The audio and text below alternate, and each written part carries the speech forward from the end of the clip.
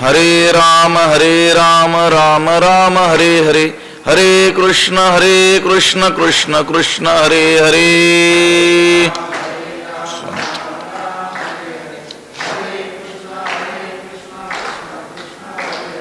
पुंडलीक वरदा हरी विठ्ठल श्री ज्ञानदेव तुकाराम. पंढरीनाथ भगवान की जय. माऊली ज्ञानेश्वर महाराज की जय.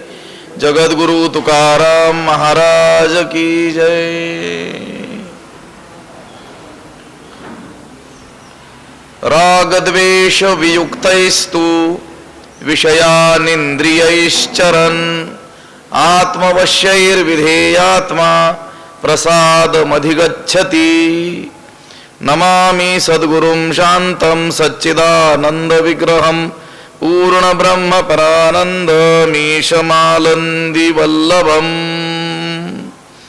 नमो सद्गुरु तुकया ज्ञानदीपा, नमो सद्गुरु सच्चिदानन्दरूपा, नमो सद्गुरु भक्तकल्याणमूर्ती, नमो सद्गुरु भास्करा पूर्णकीर्ती. अखंडमण्डलाकारं व्याप्तं येन चराचरं तत्पदं दर्शितं येन तस्मै श्रीगुरवे नमः. जयांचे केले स्मरण होय सकळ विद्यांचे अधिकरण, तेची वंदू श्रीचरण श्री गुरूंचे ते नमस्कारो नियाता. रागद्वेष वियुक्तैस्तु विषयानिंद्रियैश्चरन् आत्मवश्यैर्विधेयात्मा प्रसादमधिगच्छति. ग्रंथराज ज्ञानेश्वरीच्या दुसऱ्या अध्यायाचं चिंतन आपण करतो आहोत आणि या दुसऱ्या अध्यायातील 64व्या क्रमांकाचा हा श्लोक आहे. या श्लोकाचा अन्वय आणि अर्थ एकदा आपण पाहूयात. तो राग द्वेष वियुक्तैः आत्मवश्यैः इंद्रियैः विषयांचरन् विधेयात्मा प्रसादम अधिगच्छति. त्याचा अर्थ असा होतो तू परंतु राग द्वेष वियुक्तैः. राग म्हणजे प्रीती आणि द्वेष प्रीती आणि द्वेषरहित आत्मवश्यैः आपल्या स्वाधीन असलेल्या इंद्रियैः इंद्रियांनी विषयांचरण विषयांचा उपभोग घेणारा विषयांचं सेवन करणारा विधेयात्मा आत्मसंयमी जो आहे प्रसादम अधिगच्छति. प्रसन्नतेला काय होतो प्राप्त होतो. म्हणजे स्वाधीन अंतःकरणाचा पुरुष चित्ताच्या प्रसन्नतेला काय होतो प्राप्त होतो. मनाची प्रसन्नता तो प्राप्त करून घेतो. विधेयात्मा आत्मसंयमी असलेला म्हणजे ज्याचं चित्त ज्याचं मन इच्छेप्रमाणे वागतं. चित्त मन ज्याच्या काय आहे स्वाधीन आहे असा जो पुरुष तो काय करतो इंद्रियांच्या द्वारे विषयांचं सेवन करतो. पण ती इंद्रिय त्याच्या काय आहेत स्वाधीन आहेत आणि राग द्वेष रहित आहेत. राग द्वेष रहित आणि स्वाधीन असलेल्या इंद्रियांच्या द्वारे विषय सेवन करीत असताना मनाची प्रसन्नता काय करून घेतो प्राप्त करून घेतो. मनाच्या प्रसन्नतेला तो काय होतो प्राप्त होतो असा त्याचा काय आहे अर्थ आहे. आता जो विषय चाललेला आहे आपला विषय चिंतन विषय स्मरण विषयांचं ध्यान हे सर्व प्रकारे अनर्थाला काय आहे कारण आहे. कालच्या पाठामध्ये 2 श्लोकांचा आपण जो विचार केला जोडीनं आलेले जे श्लोक त्या श्लोकातून हेच सांगितलं की विषयांचं ध्यान विषयांचं स्मरण हे सर्व अनर्थाचं काय आहे मूळ आहे. ध्यायतः विषयान पुंसः तिथपासून प्रणश्यती पर्यंत तो प्रवास त्या 2 श्लोकामध्ये सांगितलेला आढळतो. सर्व नाशाला मनुष्य प्राप्त होतो कुठपासून? विषयाच्या केवळ केलेल्या स्मरणापासून. तैसे विषयांचे ध्यान जरी विपाये वाहे मन, तरी येसणे हे पतन गिवसीत पावे. थोडस जरी विषयाचं चिंतन मनाकडून घडलं तरी देखील येसणे हे पतन गिवसीत पावे, एवढं मोठं अधपतन त्याला शोधत शोधत येत. तेव्हा विषय चिंतन हे सर्व अनर्थाचं काय आहे? मूळ आहे. तर मग विषय सेवन करणारा जो पुरुष आहे, कोण? जो महात्मा आहे, जीवनासाठी आणि प्रारब्धवशात प्राप्त होणाऱ्या विषयांचा भोग घेणारा जो आहे, त्याला देखील अनर्थ प्राप्त होईल, तो देखील अनर्थाला प्राप्त होईल. जर विषयांचं चिंतन हे सर्वनाशाला कारण होत असेल, तर प्रारब्ध प्राप्त विषयांचा भोग घेणारा, जीवनासाठी आवश्यक असणाऱ्या विषयांचं सेवन करणारा, त्याचा देखील सर्वनाश होईल अशी काय येईल? शंका येईल. कारण प्रत्येकच जण काय करतो? विषय सेवन करतो. जो ज्ञानी महात्मा आहे तो देखील जीवन आवश्यक तेवढ्या विषयांचं सेवन त्याच्याकडून झालेलं आपल्याला दिसतं. आपण भोजन करतो आणि तो करत नाही का? तो ही नेत्रीप आहे, आपण डोळ्याने पाहतो, रूप विषयाचं ग्रहण करतो. आणि तो कशाने पाहतो? डोळ्यानेच पाहतो. श्रवणी ऐकतो आहे, कानानच काय करतो? ऐकतो. आपण जसं विषय सेवन, पंचविषय शब्द स्पर्श रूप रसगंध या विषयांचं सेवन त्याच्याकडूनही होताना दिसतं. विषयांचं जर केवळ स्मरण एवढं अनर्थाला कारण ठरत असेल, तर मग त्याच्याकडून होणारं जे विषय सेवन आहे, प्रारब्ध प्राप्त आणि जीवन आवश्यक असं विषय सेवन, त्याने देखील त्याचा काय होईल? अनर्थ होईल अशी शंका येईल. त्याला उत्तर दिलेलं आहे या श्लोकातून. पुढच्या श्लोकातून त्याच्यासाठी काय केलं आहे? उत्तर दिलेलं आहे. मन आणि इंद्रिये ही स्वाधीन ठेवून प्रारब्धवशात प्राप्त असलेल्या विषयाचं सेवन केवळ उदासीनतेनं, राग द्वेष रहित मनानं जो करतो त्याच्या चित्ताला व्यामोह होत नाही. लक्षात आलं का? त्यामुळे त्याच्या चित्ताची जी प्रसन्नता आहे ती कायमच राहते. चित्त व्याकुळ होऊन जातं कुणाचं? जे राग द्वेष युक्त होऊन आणि इंद्रिय स्वाधीन नसताना, मन स्वाधीन नसताना विषयांचं काय करतात? सेवन करतात. त्यांचं चित्त काय होऊन जात असतं? व्याकुळ होऊन जात असतं ना. पण हा जो महात्मा आहे की इंद्रिये मन ज्याच्या काय आहेत? स्वाधीन आहेत, आणि प्रारब्ध प्राप्त असलेल्या विषयांचं जो केवळ उदास भावनेनं रागद्वेष रहित होऊन काय करतो? सेवन करतो. त्याचं चित्त व्यामोहाला प्राप्त होत नाही. त्यामुळे त्याच्या चित्ताची प्रसन्नता ही काय होते? कायम तशीच राहते.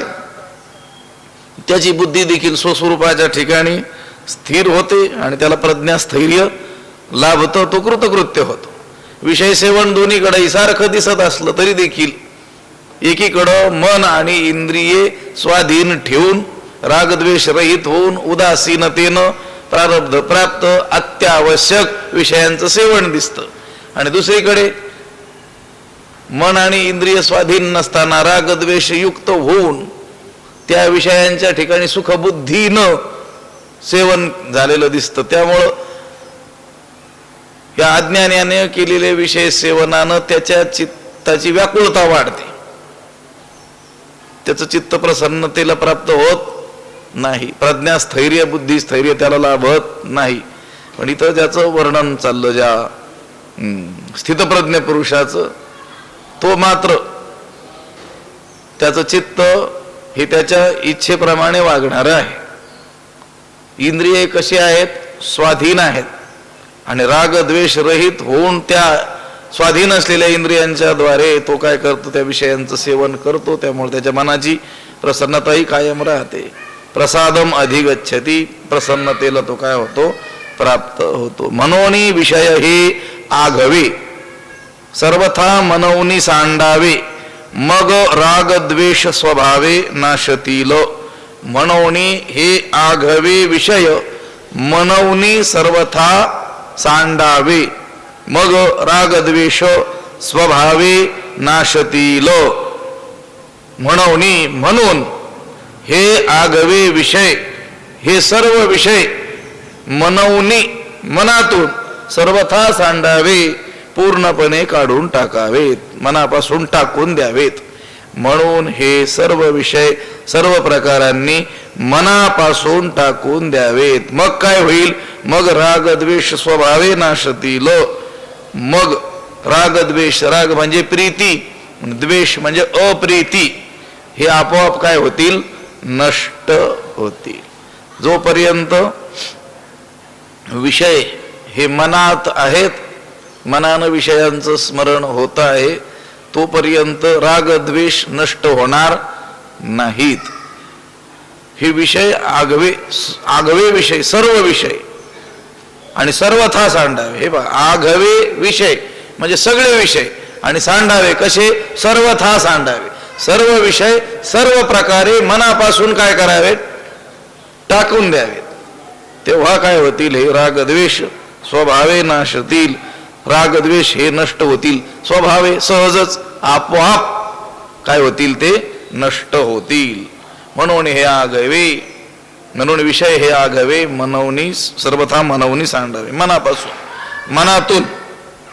असे विषय हे शरीराला बाधक नाही आहेत. मुख्यतः कशाला बाधक आहेत? ते मनालाच काय आहेत? बाधक आहेत. विषय मनातून काढून टाकायचे याचा अर्थ विषयासक्तीचा काय करायचा? त्याग करायचा. त्या विषयांसंबंधी आसक्ती ठेवायची नाही. विषयांचा त्याग होणं शक्य नाही. लक्षात आलं? विषय हे शरीर धारणेकरिता विषय तर काय करावे लागतील? सेवन भोजन तर करावं लागेल. विषयांचा पूर्णपणे त्याग अशक्य आहे. विषयासक्तीचा काय सांगितलेला आहे? त्याग सांगितलेला आहे. विषय बाधक नाहीत. विषयासक्ती, विषयांची आवड, विषयांविषयी असलेली सुखबुद्धी ही काय आहे? नाशक आहे, बाधक आहे. असं आहे. शास्त्र सांगतं का मुळीच बघूच नका, ऐकूच नका असं सांगतं का? नाही. काय बघा, काय बघू नका, काय ऐका, काय ऐकू नका हे शास्त्र सांगतं ना. इंद्रिय दिलीच कशाला असते देवानं? मग जर बघूच नका असं सांगायचं असेल शास्त्राला, तर मग बघण्याचा जो विषय आहे तो नेत्रेंद्रियाद्वारे सेवन केला जातो. रूप विषयाचं ग्रहण नेत्रेंद्रियाने होतं. ते इंद्रिय दिली कशाला असती? पण काय बघा, काय बघू नका ह्याला काय आहे? नियम आहे. शास्त्रानं अगदीच विषय सेवनच करू नका असं म्हटलेलं नाही. तर त्या विषयांचं स्वरूप सांगितलेलं आहे आणि त्या विषयासक्तीचा काय सांगितलेलं आहे? त्याग सांगितलेला आहे. आता देहादिकांची जी स्थिती आहे ही कशावर आहे? या विषयांवरच, अन्नपानादिकावरच काय आहे? देहाची स्थिती अवलंबून आहे. शास्त्राला विषयासक्तीचा त्याग विपरीत आहे. या घरादाराचा आणि या बायका मुलांचा हा त्याग काही अपेक्षित नाही आहे. उदासीन वदासीन किंवा गृहेषु अतिथिवद वसेत, या ठिकाणी जे वत वत सांगितलेलं आहे ना, वत शब्दानं गृह, क्षेत्र, द्रव्य, स्त्री इत्यादी विषयाच्या ठाई असलेल्या आसक्तीचा काय केलेला आहे? त्याग सांगितलेला आहे. आसक्ती ठेवू नका असं सांगितले. स्वरूपतः त्यांचा त्याग सांगितलेला नाही. त्याग शक्य नाही. उदासीन वृत्तीनं वागावं असं सांगितलेलं आहे. आसक्ती ठेवू नये. अतिप्रसंग, अतिस्नेह हा काय करावा? टाळावा. यांचाच काय सांगितलेला आहे? निषेध सांगितलेला. नाती स्नेह प्रसंगो वा कर्तव्य क्वापी केनचित. कारण विषयांचं सेवन बाधक नाही, तर विषयांची आवड काय आहे? बाधक. विषय स्वतः काय नाहीत? बाधक नाही आहे. तर त्या विषयांची आसक्ती काय आहे? बाधक आहे. ज्ञातेपुरुष विषय सेवन करत नाहीत असं सांगितलेलं नाही आहे, विषयात रममान होत नाहीत असं सांगितलेलं आहे. कुठेही वर्णन जे आपल्याला आढळतील ना, ज्ञातेपुरुष विषयच सेवन करत नाहीत असं म्हटलेलं नाही. काय म्हटलेलं आहे? ते विषयामध्ये काय होत नाहीत, रमत न ते रमते बुधा. ज्ञानी माणसं त्या विषयांमध्ये रममान होत नाही. त्या दिवशी विषय सांगितला होता की नाही मी, एक चिंतन आमचे श्री गुरु स्वामीजी जेवायला बसले की सगळे पदार्थ एकत्र करून त्यांनी सांगितल्याप्रमाणे, जसं एखाद्या कुत्र्याला भूक लागली ते काय करतं, भुंकतं, आपण काय करतो, एक भाकर टाकून त्याला काय होतो, मोकळं होतं. या भावनेनं ते विषय सेवनाकडे पाहतात. भूक लागली, प्राण व्याकुळ झाले, कर्तव्य काय आहे, विषय सेवक, तो विषय सेवन करणं. पण त्याच्यात न ते शुरमते बुधा, ज्ञानी माणसं त्याच्यात रममान होत नाहीत. बाह्य त्यागाला महत्व नाही आहे, अंतरत्यागाला काय आहे, महत्व आहे. बाह्यता केवळ विषयांचा त्याग केलेला दिसतोय, परंतु मनानं जर चिंतन केलं तर ते काय आहे, घातक आहे. मागच्या 2 श्लोकात सांगितल्याप्रमाणे विषयाच्या केवळ स्मरणापासून सर्वनाशापर्यंत तो जाईल. लक्षात आलं का? म्हणून त्यांनी सांगितलं, हे जे विषय आहेत ना, सर्वथा सांडावे, पण मनवनी, मनातून त्या विषयासक्तीचा काय करावा, सर्व प्रकारे सर्व विषयांचा काय करावा, त्याग करावा. मग राग द्वेष स्वभावे नाशतील. मग काय होतील, राग द्वेष. राग म्हणजे प्रीती, आसक्ती, द्वेष म्हणजे तिरस्कार, अप्रीती. इंद्रियांची विषयांकडे जी प्रवृत्ती होते ती स्वभावतः राग द्वेषामुळेच होत असते. आणि हे राग द्वेष काय झाले पाहिजेत, नष्ट झाले पाहिजेत. ते नष्ट होतील. आपण अज्ञानी माणसं, आपण जी कर्मे करतो ती कर्म काहीतरी अनुकूल विषयाची काय व्हावी, आपल्याला प्राप्ती व्हावी अनुकूल गोष्टीची, किंवा जी प्रतिकूल मानलेली गोष्ट आहे, अनर्थ ज्याला मानलेलं आहे, त्याचं काय व्हावं, निवारण व्हावं. याच्याकरिताच आपण काय करत असतो, विषय सेवन करत, म्हणजे कर्म करत असतो. पण राग द्वेषानं युक्त होऊन आपली काय असतात, ती कर्म असतात. पण जो मोक्षाधिकारी जो आहे, मुमुक्षु जो आहे, त्याच्या ठाई देह आणि देह संबंधी स्त्रीपुत्रादी जे विषय आहेत त्यांच्याबद्दल आसक्ती नसते, म्हणून तो राग द्वेष रहित असतो. ज्ञानियांच्या हनठाई यांची मातुही कीर नाही, देही देहभाव जिही स्ववश केले. त्या ज्ञानी पुरुषाच्या ठिकाणी यांची मातुही कीर नाही, ही अजिबात काही गोष्ट नसते. म्हणून त्यांच्या ठिकाणी रागद्वेष नसतात.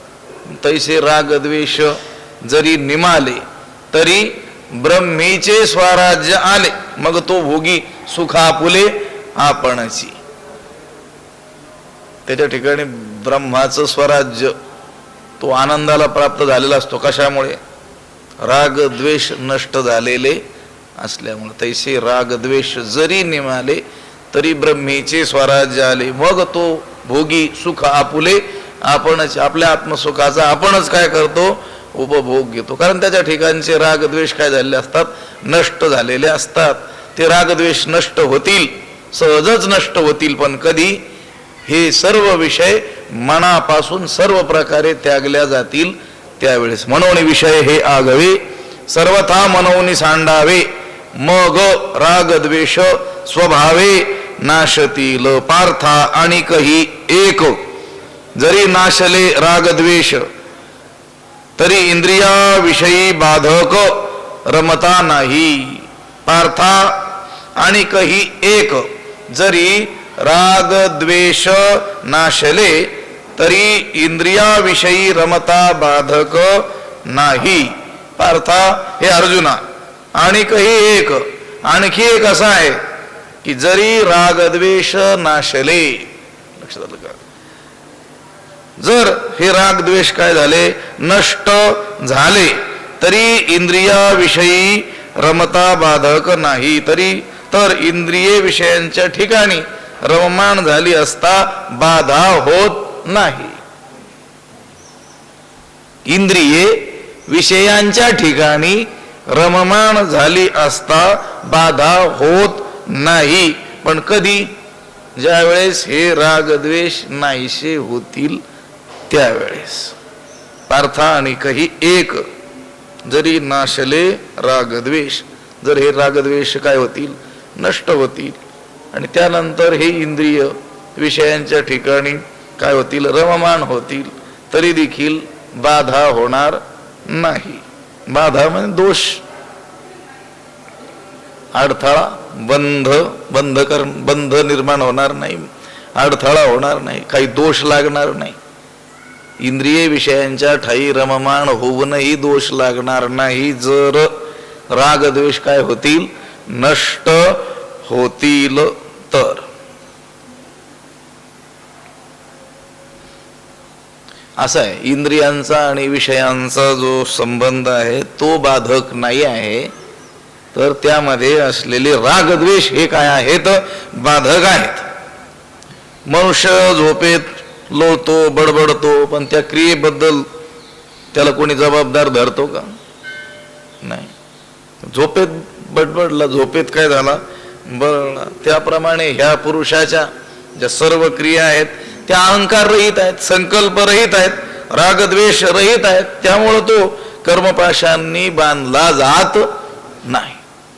जसं झोपेत असलेला मनुष्य बरळला तरी त्या बोलण्याबद्दल त्याला काही कोणी जबाबदार धरत नाही. असं का बोलला? तर झोपेत बोलला. तो जाणीवपूर्वक बोलला का? बुद्धिपूर्वक बोलला का? विचारपूर्वक तो बोलला का? नाही, झोपेत तो बोलला. त्याप्रमाणे या ज्ञानी पुरुषाच्या ज्या क्रिया आहेत त्या रागद्वेष रहित होत असल्यामुळं त्या कर्मपाशांनी तो बांधला जात नाही. तैसा असती नि उपाधी नाकळी जी तो कर्म बंदी, जयाची बुद्धी संकल्प नाही. त्याच्या बुद्धीनं ते कर्म करण्याचा संकल्पच केलेला नसल्यामुळं रागद्वेष रहित होऊन तो ते कर्म करत असल्यामुळे त्या कर्मपाशांनी तो बांधला जात नाही. हे बा, जनक राजा राज्य करत होता, सर्व राज ऐश्वर्य उपभोगत होता. त्याचा पाय एकदा अग्नीमध्ये जळत होता, परंतु त्याबद्दल त्याला काही प्रीती आसक्ती होती का? नव्हती. किंवा दुसऱ्या बदल त्याच्या ठाई काही द्वेष होता का? नव्हता. तुका म्हणे राज्य करिता जनक अग्नी माझी एक पाव जळे. सगळं राज्य कारभार करायचं म्हटल्यानंतर सगळंच व्यवहार त्याला पाहावं लागत असेल ना, पण तो लिप्त होऊन राहिला का? आसक्त होऊन तिथे राहिलाय का? नाही. पण आता गृहाधिक आघवे ते काही न लगे त्याजावे, जे घेते झाले स्वभावे निसंगू म्हणवणी. गृहाधिकांचा त्याग करण्याची आवश्यकता नाही, तर त्या गृहाधिकांविषयी असलेली आसक्ती तिचा त्याग करणं काय आहे? आवश्यक आहे. म्हणून त्या आसक्ती रहित त्या गृहाधिकांमध्ये राहिलं तरी देखील ते बाधक ठरणार नाहीत. पार्थानिकही एक जरी नाशले रागद्वेष तरी इंद्रियाविषयी बाधक रमता नाही. जैसा सूर्य आकाश गतू रश्मी करे जगाते स्पर्शतू तरी संग दोषे काय लिंपतू तिथीचेने. जैसा आकाश गतू सूर्य रश्मी करे जगाते स्पर्शतू तरी तेथीचेने संग दोषे लिंपतू काय. उदाहरण दिलं. जैसा आकाश गतू सूर्य, ज्याप्रमाणे आकाशात असलेला सूर्य रश्मी करे जगाते स्पर्शतू. रश्मी म्हणजे किरण, कर म्हणजे हात. किरण रूपी हातांनी जगाला काय करतो? स्पर्श करतो. तो सूर्य त्याची जी किरण आहेत तेच म्हणजे ज्याचे हात, आणि त्या हातांनी या जगातील समस्त वस्तूंना तो काय करतो? स्पर्श करतो. जैसा आकाश गतू सूर्य रश्मी करे जगाते स्पर्शतू तरी तेथीचेने संग दोषे लिंपतू काय. पण त्यांच्या संसर्ग दोषानं तो लिप्त होतो काय? आपल्या किरणरूपी हातांनी तो आकाशात असलेला सूर्य जगातील सर्व वस्तूंना स्पर्श करतो, पण त्यांच्या संसर्ग दोषानं तो लिप्त होतो का? संग दोषे, स्पर्श दोषाने, संबंध दोषानं तो लिप्त होतो का? लिप्त होत नाही. बाधकतेला कारण ते विषय नाहीत, तर रागद्वेष कसे आहेत हे या दृष्टांतानं सांगितलेलं आहे. सूर्याची किरणं जी आहेत ती ज्याप्रमाणे चांगल्या पदार्थावर पडतात त्याप्रमाणे वाईट पदार्थावर देखील पडतात, पण त्यांच्या गुणदोषांनी तो सूर्य काही लिप्त होत नाही, कारण त्या सूर्याच्या ठिकाणी त्या पदार्थांबद्दल राग नाही आणि द्वेषही नाही आहे. जैसा सूर्य आकाश गतू रश्मी करे जगाते स्पर्शतू तरी संग दोषे काय लिंपतू तिथीचे. या संत पुरुषांना देखील सूर्याची काय केली जाते, उपमा दिल्या जाते.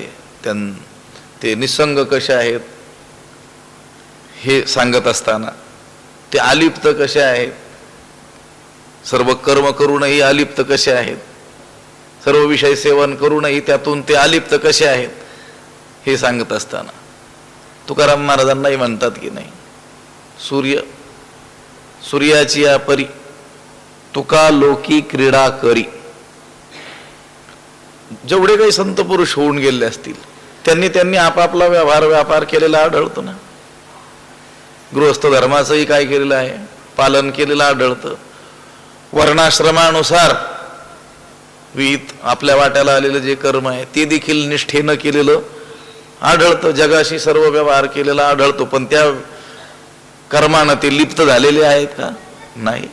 सूर्य ज्याप्रमाणे आकाशात आहे, आपल्या किरणरूपी हातांनी जगातील सर्व वस्तूंना काय करतो, स्पर्श करतो, पण कोणत्याही दोषानं तो लिप्त होत नाही, कारण त्या पदार्थांबद्दल त्याच्या ठाई रागही नाही आणि द्वेषही नाही, प्रीतीही नाही आणि तिरस्कारही नाही. जैसा सूर्य आकाश गतू रश्मी करे जगाते स्पर्शतू तरी संग दोषे काय लिंपतू तेथीचे. तैसा इंद्रियार्थी उदासीन आत्मरसेची निर्भिन्न जो काम क्रोध विहीन होऊनी असे. तैसा इंद्रियार्थी उदासीन आत्मरसेची निर्भिन्न जो काम क्रोध विहीन होऊनी असे. तसाच अन्वय आहे जसा तसा. तैसा म्हणजे त्याप्रमाणे, इंद्रियार्थी, इंद्रिय अर्थ, इंद्रियांचे अर्थ शब्दाचा अर्थ आहे विषय, इंद्रियांचे विषय, अर्थी त्या विषयाच्या ठाई, त्याप्रमाणे विषयांच्या ठिकाणी उदासीन म्हणजे अनासक्त, उदासीन राहून आत्मरसेची निर्भिन्न आणि आत्मस्वरूपाशी तादात्म्य असलेला, आत्मानंदाशी अभिन्न असलेला, भिन्न भिन्न म्हणजे भिन्न, निर्भिन्न भिन्न नसलेला, अभिन्न कशाशी? आत्मरसेची, आत्मस्वरूपाशी तादात्म्य पावलेला, जो काम क्रोध विहीन होऊन असे, आणि जो काम क्रोध रहित झालेला आहे. उदाहरण काय दिलं होतं, ज्याप्रमाणे आकाशामध्ये असलेला सूर्य किरणरूपी हातांनी जगातील सर्व वस्तूंना स्पर्श करतो, परंतु त्या जगाच्या संसर्ग दोषाने काय होत नाही, तो लिप्त होत नाही. त्याप्रमाणे तो विषयाविषयी काय असतो, उदासीन असतो. इंद्रियार्थी, इंद्रियांचे अर्थ म्हणजे विषय, त्या विषयाविषयी काय असतो, तो उदासीन असतो. पुन्हा आत्मानंदाशी अभिन्न होऊन राहतो, जो काम क्रोध विहीन होऊनी असे. तैसा इंद्रियार्थी उदासीन, उदासीन म्हणजे रागद्वेष रहित होऊन राहतो, अलिप्त अनासक्त होऊन राहतो. हे पहा, शरीर निर्वाहापुरतं अन्नपानादी जे आहेत प्रारब्धवशात प्राप्त असलेले आणि अन्यही विहित जे विषय आहेत त्यांचा तो काय करतो, उपभोग घेतो, पण त्याविषयी तो कसा असतो, अनासक्त असतो. आता शरीर निर्वाहाकरिता अन्नपानादिकांचं सेवन तर करावं लागेलच. प्रारब्ध प्राप्त अन्य जे विहित विषय आहेत त्यांचं देखील सेवन होतच, पण तो त्याविषयी काय असतो? अनासक्त असतो, आसक्त होऊन राहत नाही. दैवास्तव देहाचे पालन, देहाचं पालन तर करावंच लागेल ना. देह निर्वाहाकरिता, शरीर निर्वाहाकरिता अन्नपानादिकांचं काय करावं लागेल? सेवन करावं लागेल. अन्य विषयांचं देखील माफक प्रमाणामध्ये सेवन करावंच लागेल. तो करतो देखील, पण तेथे आसक्त होऊन राहत नाही.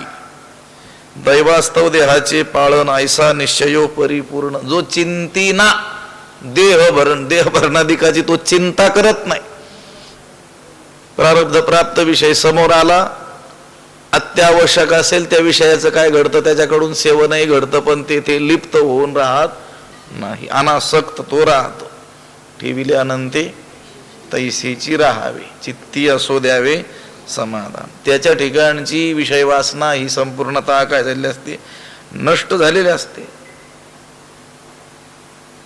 त्याला विषयांचा पूर्णतः विसरही पडलेला असतो. विषयी विसर पडिला निशेष, अंगी ब्रह्मरस ठसावला. पूर्णपणे त्याला विसर काय झालेला असतो? विषयांचा विसर झालेला असतो. आता असा जो मनुष्य आहे, त्याच्या इंद्रियांकडून जरी सर्व क्रिया व्यवस्थित होत असल्या तरी त्यामध्ये तो अडकत नाही, कारण तो संकल्प विकल्प रहित झालेला असतो. आता अज्ञानी जन, सामान्य जन, त्यांना विषयांचं काय असतं? अतिशय आकर्षण असतं, परंतु हा महात्मा त्याविषयी काय असतो? अत्यंत उदासीन असतो. त्याच्या ठाई त्या विषयांसंबंधी थोडीशी आसक्ती शिल्लक राहिलेली नसते. तैसा इंद्रियार्थी उदासीन, त्याप्रमाणे विषयांविषयी तो काय आहे? उदासीन आहे. आत्मरसेची निर्भिन्न, आत्मानंदाशी तो कसा आहे? अभिन्न आहे. निर्भिन्न, भिन्न म्हणजे वेगळा झालेला, निर्भिन्न म्हणजे वेगळा न झालेला, समरस झालेला, एकरूप झालेला. रामकृष्ण. आत्मानंदाशी तो कसा आहे? अभिन्न आहे, एकरूप आहे, भिन्न नाही आहे. विषयांविषयी उदास आहे, आत्मानंदाशी अभिन्न होऊन आहे. आणि काम क्रोध विहीन होऊनी असे, काम क्रोध रहित होऊन तो राहतो. अरे काम क्रोध हे काय आत्म्याचे धर्म आहेत का? ते कशाचे आहेत? ते अंतकरणाचे, मनाचे धर्म आहेत, ते विकार आहेत. आत्मा कसा आहे? अविकारी आहे. आत्मज्ञानानं जे पुरुष युक्त आहेत, आत्मज्ञानी लोक आहेत, त्यांच्या ठिकाणी हे काम क्रोध राहूच शकत नाही. बर, काम क्रोध उत्पन्न होण्याकरिता द्वैत असावं लागेल, अज्ञान असावं लागेल. पण आत्मानुभवी जो पुरुष आहे त्याच्या ठिकाणी द्वैतच शिल्लक नाही आहे. कामक्रोध लोभ निमाले ठाईची अवघी आनंदाची सृष्टी झाली. कामक्रोधा नाही चाली, भूती झाली. समज केव्हा कामक्रोध हे केले घर रीते, कामक्रोध बंदी खाणी तुका म्हणे दिले दोन. इंद्रियां काय धनी ना आम्ही झालो गोसावी. जो कामक्रोध विहीन होऊनी असे, तैसा इंद्रियार्थी उदासीन, आत्मरसेची निर्भिन्न, जो कामक्रोध विहीन होऊनी असे, तरी विषयात तुही ना काय पाठ आहे? तया काही, तरी विषया तया काही. काही ठिकाणी विषयात तुही काही असे पाठ आहे. तरी विषया तया काही आपण पे वाचूनी नाही. मग विषय कवन काही बाधितील कवना, आपण पे वाचूनी काही नाही. मग विषय कवन काही कवना बाधितील, तरी विषया तया आपण पे वाचूनी काही नाही. आणि विषयात देखील आत्मस्वरूपाशिवाय दुसरं काही नाही. ज्याच्या दृष्टीनं बरं का, त्या महात्म्याच्या दृष्टीनं त्या विषयामध्ये देखील ज्याला आत्मस्वरूपाशिवाय दुसरं काही दिसत नाही, मग त्याला हे विषय कसले काय, मग विषय कवण काय, आणि कवणा बाधितील कोणाला बाधा करतील. त्या पंचविषयात देखील आत्म्या वाचून दुसरं काही नाही असा अद्वैत अनुभव जर असेल तर मग कोणते विषय कोणाला व कशी बाधा करतील. तरी विषयातया काही आपण पे वाचुनी नाही. आपण पे वाचुनी आपण स्वतः खिरीच आत्मतत्वाशिवाय ज्ञानोबा आहे. आपण हा शब्द आत्मस्वरूप म्हणजेच आत्मा या अर्थी बहुधा योजताना आपल्याला आढळता. आपण पा आपलेपणा आत्मतत्व स्वस्वरूप ज्याला विषय हे आपणाहून वेगळे प्रतीत होतात त्याच्या ठिकाणी विषयासक्ती काय होते, उत्पन्न होत असते. विषय भिन्न आहेत, आपण भिन्न आहोत असं ज्याला वाटतं. आत्मस्वरूपाहून हे विषय काय आहेत, भिन्न आहेत असं ज्याला वाटतं अज्ञानी माणसाला, त्यालाच त्या विषयांविषयी काय होत असते, आसक्ती निर्माण होत असते. विकारांच्या उत्पत्तीला मूळ जर पाहू गेलो तर भेदबुद्धी हेच काय कारण आहे. ज्याच्या ठिकाणची भेदबुद्धीच काय झालेली आहे, नष्ट झालेली आहे, त्याला विषय हे आपणाहून वेगळे असे प्रतीतीला येतच नाहीत. तरी विषयातया काही आपण पे वाचुनी नाही.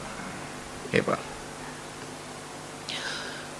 भगवान भाष्यकार शंकराचार्यांचे जे अनेक असे काही ग्रंथ आहेत छोटे छोटे, त्याच्यामध्ये शतश्लोकी म्हणून एक ग्रंथ आहे. त्याच्यातली एक पंक्ती अतिशय प्रसिद्ध आहे.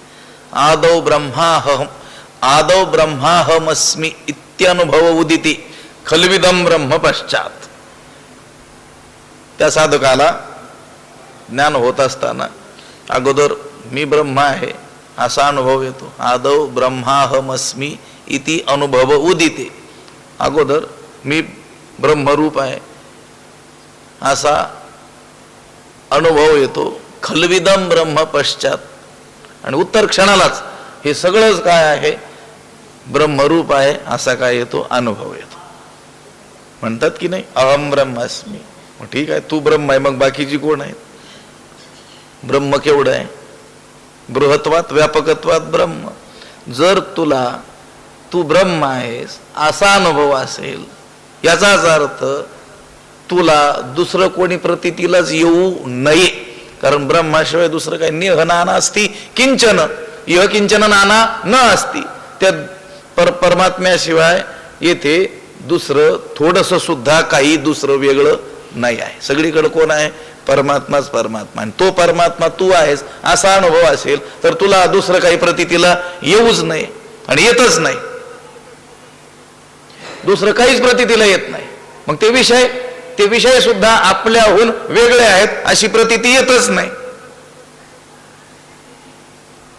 मी ब्रह्म आहे असा ज्याला अनुभव आला त्याला आपल्याहून कुणी वेगळं आहे असं वेगळंपणानं त्याला अनुभव येण्याकरिता काही शेष राहील का, राहणारच नाही.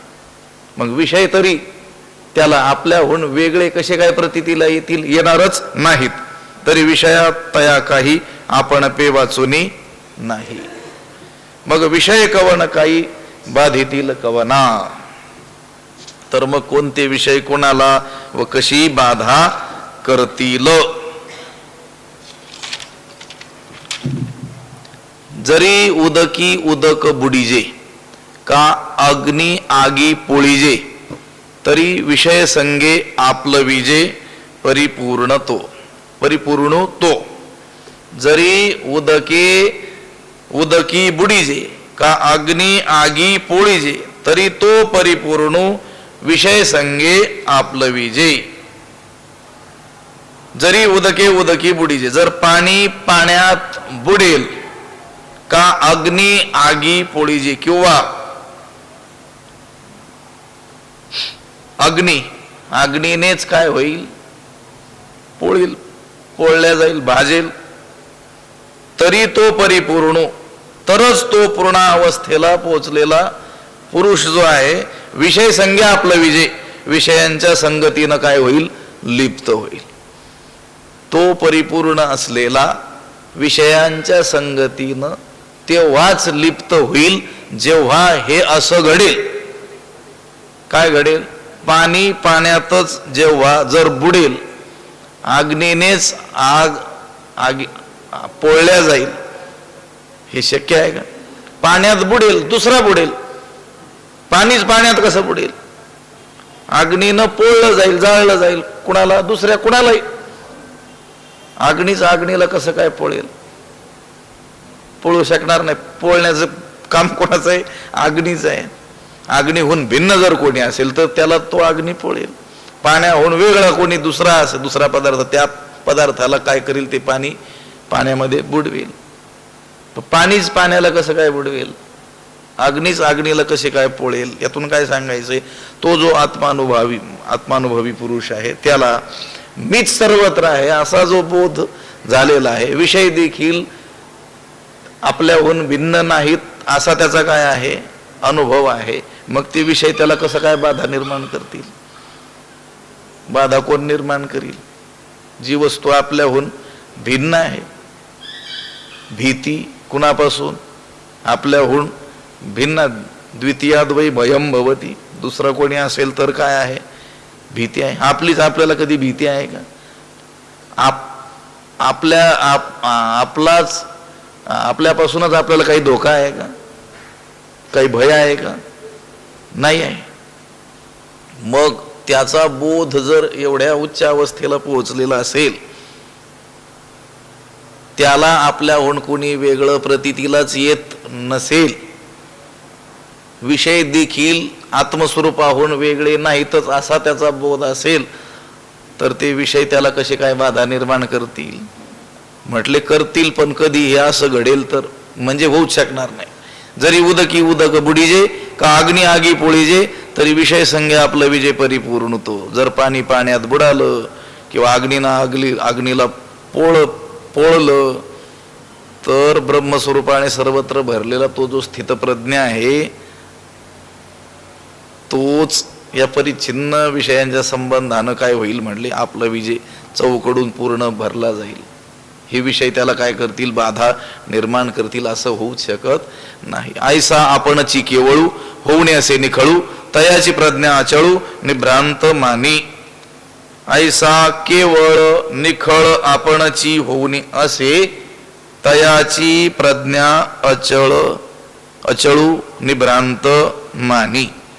ऐसा अशा प्रकारे केवळ निखळ म्हणजे शुद्ध आपणची होऊने असे, केवळ शुद्ध आत्मस्वरूप होऊन जो राहतो, तयाची प्रज्ञा अचळ निभ्रांत मानी. त्याची बुद्धी स्थिर झाली आहे असं. निभ्रांत म्हणजे मानी म्हणजे निसंशय समजून घे.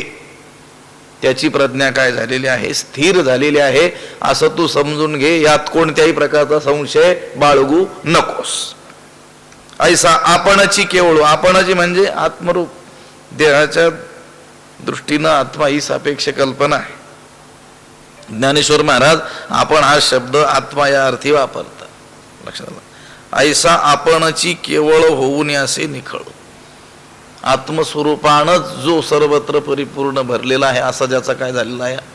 अनुभवात ज्याला आलेला आहे. अशा प्रकारे जो केवळ शुद्ध आत्मस्वरूप होऊन राहतो, त्याची बुद्धी स्थिर झाली आहे असं निसंशय जाणून घे. असं निसंशय काय कर? तू समज. पुंडलिक वरदा हरिविठ्ठल श्री ज्ञानदेव तुकाराम पंढरीनाथ भगवान की जय. माऊली ज्ञानेश्वर महाराज की जय. विठ्ठल विठ्ठल विठ्ठल विठ्ठल. पुंडलिक वरदा हरिविठ्ठल श्री ज्ञानदेव तुकाराम पंढरीनाथ भगवान की जय. माऊली ज्ञानेश्वर महाराज की जय. आता विश्वात्मके देवी येणे वाग्यज्ञे तोषावे, तोषोनी मज द्यावे पसाय दान हे. जे खळांची व्यंकटी सांडो, तया सत्कर्मी रती वाढो. भूता परस्परे पडो, मैत्र जीवांचे दुरितांचे तिमिर जावो. विश्व स्वधर्म सूर्ये पाहो, जो जे वांछील तो ते लाहो. प्राणी जात वर्षत सकळ मंगळी, ईश्वर निष्ठांची मांदियाळी. अनवरत भूमंडळी भेटतो, चला कल्पतरूंचे आरव. चेतना चिंतामणीचे गाव, बोलते जे अर्णव पियुषांचे, चंद्रमे जे अलांछन, मार्तंड जे तापहीन, ते सर्वाही सदा सज्जन सोय रे होतू, किंबहुना सर्व सुखी पूर्ण होवणी तिही लोकी, भजजो आदि पुरुखी अखंडित आणि ग्रंथोपजीवी, विशेषी लोकी दृष्टादृष्ट विजय होवावेजी, एथ म्हणे श्री विश्वेश्वरावो, हा होईल दान पसावो, येणे वरे ज्ञानदेवो सुखिया झाला, येणे वरे ज्ञानदेवो सुखिया झाला, येणे वरे ज्ञानदेवो सुखिया झाला. पुंडलीक वरदा हरी विठ्ठल श्री ज्ञानदेव, पंढरीनाथ भगवान की जय. माऊली ज्ञानेश्वर महाराज, जगद्गुरु तुकाराम महाराज की जय. शांती ब्रह्म एकनाथ महाराज की, सद्गुरु वंशी महाराज की जय. सद्गुरु जोग महाराज की जय.